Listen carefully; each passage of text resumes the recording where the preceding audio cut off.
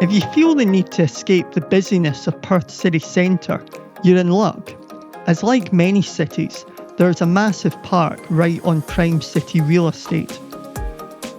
Kings Park provides a park, botanic gardens, war memorial, and views of the urban skyline all in one. The Kokoda track is a steep entry to the park. My exertion was obviously nothing though, compared to what Australian soldiers endured in Papua New Guinea in their fight against Japanese forces during World War II.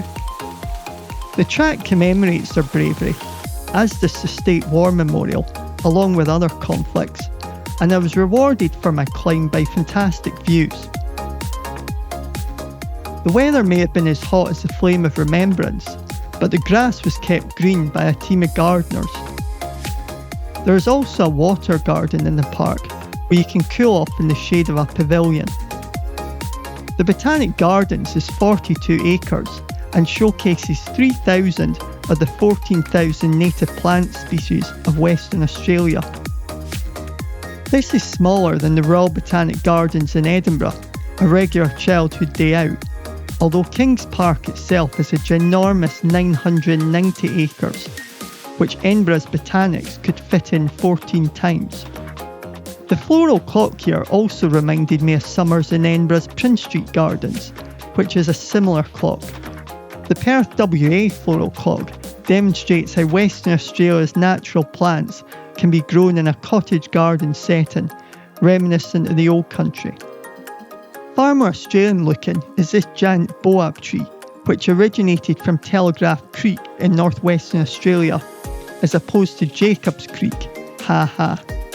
It was moved to Kings Park in a 6-day journey due to construction of a highway in its path up there. This was apparently the largest land journey of a tree this size in history, which seems an equally momentous and bizarre statistic.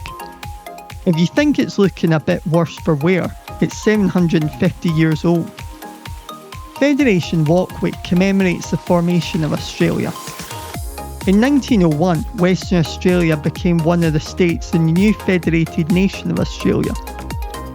That same year, plain old Perth Park became Kings Park to commemorate the new king, Edward VII, ascending the throne after Queen Victoria's death. Sticking with the British Empire, in 1827, Charles Fraser, the first colonial botanist, arrived to inspect the Swan River, which is on your screen now. He climbed Mount Eliza, named after the New South Wales governor's wife, and at the top said, "The view is particularly grand." I can't say I disagree, and he didn't have the handy points of interest sign.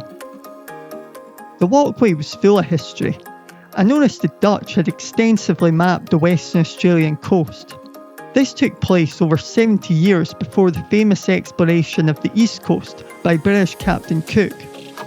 Indeed, in an expedition of 1696, Dutch explorers climbed to where I am now. Perth's skyline was a constant feature on the walk. As I looked down, I saw the old Swan Brewery, now apartments. Across the road, another liquid was produced by Perth's first fountain.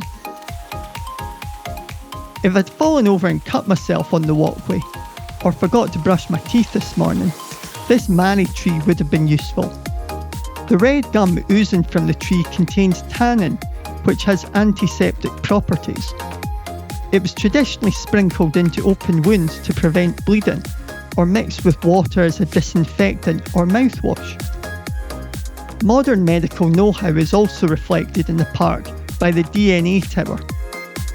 This is my favourite part of the park, as it's so random and pointless. Deoxyribonucleic acid is basically an instruction manual for how our body develops. Discovered in 1869 by a Swiss biochemist, then publicised in 1953 by two Americans, it has little connection to Perth. The DNA tower was actually inspired by a staircase in a French chateau. As the tower's appearance is similar to the double helix structure of DNA, so it was named. It's not the most sturdy structure, and I could feel the tower swaying in the wind. However, I overcame a touch of vertigo and ventured upwards, as the sign at the entrance promised spectacular views from the top.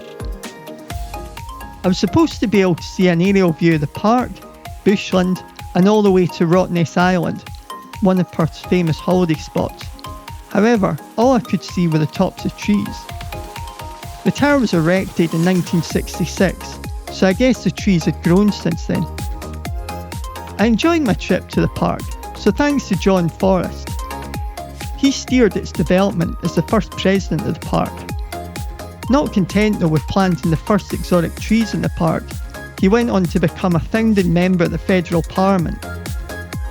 On the way out, I made a wish in the wishing well and enjoyed the view of the city skyline for a bit longer before returning to it.